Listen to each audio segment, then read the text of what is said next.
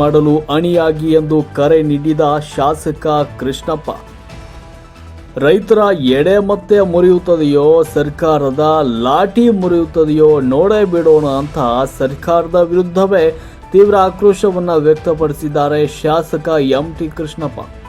ತುರುವೇಕೆರೆ ಪಟ್ಟಣದ ಮಾಯಸಂದ್ರ ರಸ್ತೆಯಲ್ಲಿರುವ ಪ್ರವಾಸಿ ಮಂದಿರದಲ್ಲಿ ಏರ್ಪಡಿಸಿದ್ದ ಸುದ್ದಿಗೋಷ್ಠಿಯಲ್ಲಿ ಶಾಸಕರು ಮಾತನಾಡಿದರು. ಎಕ್ಸ್ಪ್ರೆಸ್ ಪ್ರಾರಂಭಿಸುತ್ತೇವೆ ಅಂತ ಹೇಮಾವತಿ ಇಲಾಖೆ ಅಧಿಕಾರಿಗಳು ಪೊಲೀಸ್ ಇಲಾಖೆಗೆ ಪತ್ರವನ್ನು ಬರೆದಿದ್ದಾರೆ. ಕಾಮಗಾರಿಯ ಸ್ಥಳಕ್ಕೆ ಬಿಗಿ ಪೊಲೀಸ್ ಬಂದೋಬಸ್ತ್ ಒದಗಿಸುವಂತೆ ಕೋರಿದ್ದಾರೆ. ಇದು ಸರ್ಕಾರದ ಅಭಿಪ್ರಾಯವಾಗಿದ್ದು ಕಾಮಗಾರಿಯನ್ನ ಮಾಡಿಯೇ ತೀರುತ್ತೇವೆ ಎಂಬ ಹಠಕ್ಕೆ ಬಿದ್ದಂತಿದೆ. ಸರ್ಕಾರಕ್ಕೆ ನಾಚಿಕೆಯಾಗಬೇಕು. ಇದನ್ನು ನಾವು ತೀವ್ರವಾಗಿ ಖಂಡಿಸುತ್ತೇವೆ ಎಂದಿದ್ದಾರೆ. ಮಾಗಡಿ ಭಾಗದ 3 TMC ನೀರನ್ನು ಅವರು ತೆಗೆದುಕೊಂಡು ಹೋಗಲಿ, ಅದಕ್ಕೆ ನಮ್ಮ ಅಭ್ಯಂತರವಿಲ್ಲ. ಆದರೆ ಮೊನ್ನೆ ನಡೆದ ಸಭೆಯಲ್ಲಿ ಸ್ಪಷ್ಟವಾಗಿ ಹೇಳಿದ್ದೇನೆ, ನಾವು ಯಾವುದೇ ಕಾರಣಕ್ಕೂ ಕಾಮಗಾರಿ ನಡೆಯೋದಕ್ಕೆ ಬಿಡೋದಿಲ್ಲ. ಅದರಂತೆ ನಮ್ಮ ಪಾಲಿನ ನೀರನ್ನು ಕೊಡಲು ಕೂಡ ಸಾಧ್ಯವಿಲ್ಲ ಅಂತ ತಿಳಿಸಿದ್ದೇನೆ. ಸರ್ಕಾರ ಹಠಕ್ಕೆ ಬಿದ್ದು ಕೆಲವು ಶಾಸಕರುಗಳಿಗೆ ಅನುಕೂಲ ಮಾಡಿಕೊಡಲು ಈ ನಿರ್ಧಾರವನ್ನು ಮಾಡಿದ್ದಾರೆ. ಸರ್ಕಾರ ಪೊಲೀಸ್ ಇಲಾಖೆಯನ್ನು ಬಳಸಿಕೊಂಡು ಕೆಲಸವನ್ನು ಮಾಡ್ತೇವೆ ಎನ್ನುವುದು ಮೂರ್ಖತನ ಹಾಗೂ ಸಂವಿಧಾನ ವಿರೋಧಿಯಾಗಿದೆ. ನಾನು ಕರೆ ಕೊಡ್ತಾ ಇದ್ದೇನೆ. ಆ ಭಾಗದ ರೈತರು ಸುಮಾರು 500 ಟ್ರಕ್ನಲ್ಲಿ ಎಡೆಮಟ್ಟೆ ತಂದು ನಿಲ್ಲಿಸಿ ಹೋರಾಟವನ್ನು ಮಾಡೋಣ. ಈ ನೀರಾವರಿಯ ಹೋರಾಟದಲ್ಲಿ ರೈತರು ಗೆಲ್ತಾರೋ ಸರ್ಕಾರ ಗೆಲ್ತದೆಯೋ ಅಂತ ಸರ್ಕಾರಕ್ಕೆ ಸವಾಲು ಹಾಕಿ ರೈತರ ಎದುರು ಲಾಠಿ ಗೆಲ್ಲಲು ಸಾಧ್ಯವಿಲ್ಲ. ಎಡೆಮಟ್ಟೆ ಸೇವೆ ಮಾಡಲು ರೈತರು ಸಿದ್ಧರಿದ್ದಾರೆ ಅಂತ ತಿಳಿಸಿದರು. ಯಾವುದೇ ಕಾರಣಕ್ಕೂ ಪೊಲೀಸ್ ಸಿಬ್ಬಂದಿಗಳು ಸ್ಥಳಕ್ಕೆ ಬಂದು ರೈತರೊಂದಿಗೆ ಸಂಘರ್ಷ ಮಾಡಿಕೊಳ್ಳಬೇಡಿ ಅಂತ ಪೊಲೀಸ್ ಸಿಬ್ಬಂದಿಗಳಿಗೆ ಕಿವಿ ಮಾತನ್ನ ಹೇಳಿದ್ದಾರೆ. ನಮ್ಮ ಹೋರಾಟ ಸರ್ಕಾರದ ವಿರುದ್ಧವೇ ಹೊರತು ಪೊಲೀಸರ ವಿರುದ್ಧ ಅಲ್ಲ ಅಂತ ಹೇಳಿದರು. ಎಲ್ಲ ರೈತರು ಸಂಘಟಿತರಾಗಿ ಹೋರಾಟಕ್ಕೆ ಸಜ್ಜಾಗಿ ಅಂತ ಕರೆ ನೀಡಿದರು. ನಾಳೆ ಕರೆದಿರುವ ಸಭೆಯಲ್ಲಿ ತೀರ್ಮಾನ ಏನಾಗುತ್ತಿದೆ ಅಂತ ಕಾದು ನೋಡೋಣ. ಸರ್ಕಾರ ರೈತರ ವಿರುದ್ಧ ಲಾಠಿ ತೋರಿಸಿದ್ರೆ ರೈತರು ಕೈಕಟ್ಟಿ ಸುಮ್ಮನೆ ಕೂರೋದಿಲ್ಲ ಅಂತ ಸರ್ಕಾರದ ವಿರುದ್ಧ ತೀವ್ರವಾಗಿ ಶಾಸಕರು ವಾಗ್ದಾಳಿಯನ್ನು ನಡೆಸಿದರು. ಈ ಮುನಿಯೂರು ರಂಗಸ್ವಾಮಿ, ರಾಘು ಪರಮೇಶ್, ಸೋಮನಹಳ್ಳಿ ಶಿವಾನಂದ್ ಸೇರಿದಂತೆ ಹಲವರು ಸಂದರ್ಭದಲ್ಲಿ ಉಪಸ್ಥಿತರಿದ್ದರು.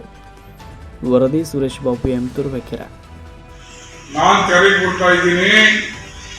ಇಡೀ ಆ ಭಾಗದ ರೈತರು ಸುಮಾರು 500 ಟ್ರಕ್ ಎಡೆಮಟ್ಟೆ ತಂದು 500 ಟ್ರಕ್ ಎಡೆಮಟ್ಟೆ ತಂದು ಚಾನಲ್ ಮುಖಾಂತರ ನಿಲ್ಲಿಸಿ ಸರ್ಕಾರದ ಲಾಠಿ ಬಗ್ಗುತ್ತ ರೈತರ ಎಡೆಮಟ್ಟೆ ಮುಗಿಯುತ್ತಾ ನೋಡೋಣ. ಈ ಹೋರಾಟದಲ್ಲಿ ರೈತ ಗೆಲ್ತಾನೆ, ಲಾಠಿ ಗೆಲ್ಲಕ್ಕೆ ಸಾಧ್ಯ ಇಲ್ಲ. ಈ ಲಾಠಿಗೆಲ್ಲ ನಮ್ಮ ರೈತರು ಗೆಲ್ಲೋದಿಲ್ಲ. ಎಡೆಮಟ್ಟೆ ಸೇವೆಯನ್ನು ಸಹ ಮಾಡಿ ಕಳಿಸ್ತಾರೆ. ದಯಮಾಡಿ ಯಾವ್ಯಾವ ಪೊಲೀಸರು ಸಹ ಬರಬೇಡಿ, ಸಂಘರ್ಷ ಆಗ್ತದೆ. ನಾವಂತೂ ಯಾವುದೇ ಕಾರಣಕ್ಕೂ ನಿಲ್ಲಿಸೋದಿಲ್ಲ. ಸ್ಪಷ್ಟವಾದಂತ ವಿಚಾರ. ಹಾಗಾಗಿ ಎಲ್ಲ ನಮ್ಮ ರೈತರು ಭಾಗವಹಿಸಿ ವಿನಂತಿ ಮಾಡ್ತಿರ್ತಾರೆ. ಯಾವ ರೈತರು ಸಹ ಕೆಲಸ ಮಾಡಿ ಗಮನ ಮಾಡಿಕೊಡ್ಬಾರ್ದು. ನಾವು ನಿಮ್ಮೊಟ್ಟಿಗೆ ಇರ್ತೇವೆ, ಇದರಲ್ಲಿ ನಿಮ್ಮೊಟ್ಟಿಗೆ ನಾವು ಇರ್ತೀವಿ. ಹಾಗಾಗಿ ಎಲ್ಲ ರೈತರು ಸಂಘಟಿತರಾಗಿ ಈ ಅವೈಜ್ಞಾನಿಕವಾದ ಚಾನಲ್ ವಿರುದ್ಧ ನಾವು ಹೋರಾಟ ಮಾಡುವಂತ ಸಂದರ್ಭದಲ್ಲಿ ಕರೆ ಕೊಡ್ತೀವಿ. ನಾಳೆ ನಮ್ಮದಲ್ಲಿ ಜಿಲ್ಲಾ ಮಟ್ಟದ ಮೀಟಿಂಗ್ ಸಭೆ ಮಾಡಿ ಏನು ಮುಂದಿನ ಕಾರ್ಯಕ್ರಮ ಬಗ್ಗೆ ನಾವು ತೀರ್ಮಾನಿಸ್ತೀವಿ. ರೈತರ ಮೇಲೆ ನೀವೇನು ಲಾಠಿ ಗದಾಪ್ರಹ ಮಾಡಿದ್ರೆ ನಮ್ಮ ರೈತರ ಕೈಗೆ ಕೂತ್ಕೊಳ್ಳಕ್ಕೆಲ್ಲ ಎಡೆಮಟ್ಟೆ ಸೇವೆ ಮಾಡಿ ಕಳಿಸ್ತಾರೆ. ನಾವು ಸೇಲ್ ಮಾಡ್ತೀವಿ, ಇದನ್ನು ಎರಡ ಮಾಡ್ತೀವಿ. ಇದೇನು ತೋಟಗಾರಿಕೆ ಇಲಾಖೆಯಲ್ಲಿ ವಿಮಾ ಯೋಜನೆಯನ್ನ ಮಾಡಲಿಕ್ಕೆ ಅವಕಾಶ ಮಾಡಿದ್ದು. ಆದರೆ ಸರ್ಕಾರ 27/6/24ರಿಂದ 1/7/24 5 ಡೇಸ್ ಮಾತ್ರ ಅವಕಾಶ ಮಾಡಿಕೊಟ್ಟಿದ್ರು ಇಡೀ ರಾಜ್ಯದಲ್ಲಿ. ಆದರೆ ಇಲ್ಲಿನವರೆಗೂ ವೆಬ್ಸೈಟ್ ಓಪನ್ ಆಗಿದೆ. ಹಾಗಾಗಿ ಇದು ಸರ್ಕಾರ ರೈತರು ಕೊಡಬೇಕಾದ ಸವಲತ್ತನ್ನು ಅವಾಯ್ಡ್ ಮಾಡಲಿಕ್ಕೆ ಇದೊಂದು ಕುತಂತ್ರ. ಹಾಗಾಗಿ ಕೂಡಲೇ ಎಕ್ಸ್ಟೆಂಡ್ ಮಾಡಬೇಕು. ನಾನು ವಿಧಾನಸೌಧದಲ್ಲಿ ಎಕ್ಸ್ಟೆಂಡ್ ಮಾಡೋದ್ರ ಬಗ್ಗೆ ನಾನು ಬ್ಯೂರೋ ಮಾತಾಡ್ತೀನಿ. ಎಕ್ಸ್ಟೆನ್ಷನ್ ಮಾಡಿಕೊಡ್ಲಿಕ್ಕೆ ನಾನು ಹೋರಾಟ ಮಾಡ್ತೀನಿ ಸಂದರ್ಭದಲ್ಲಿ ಹೇಳಕ್ ಬಯಸ್ತೇನೆ.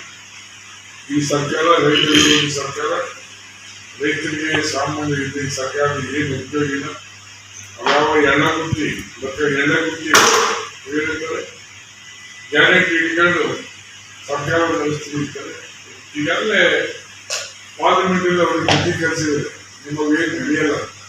ಅದು ಅರ್ಥ ಮಾಡ್ಕೊಂಡಿದ್ರೆ ಇದೊಂದು ಅಯೋಗ್ಯ ಸರ್ಕಾರ, ಕಟ್ಟ ಕಡೆಯ ದಟ್ಟ ದರಿದ್ರ ಸರ್ಕಾರ.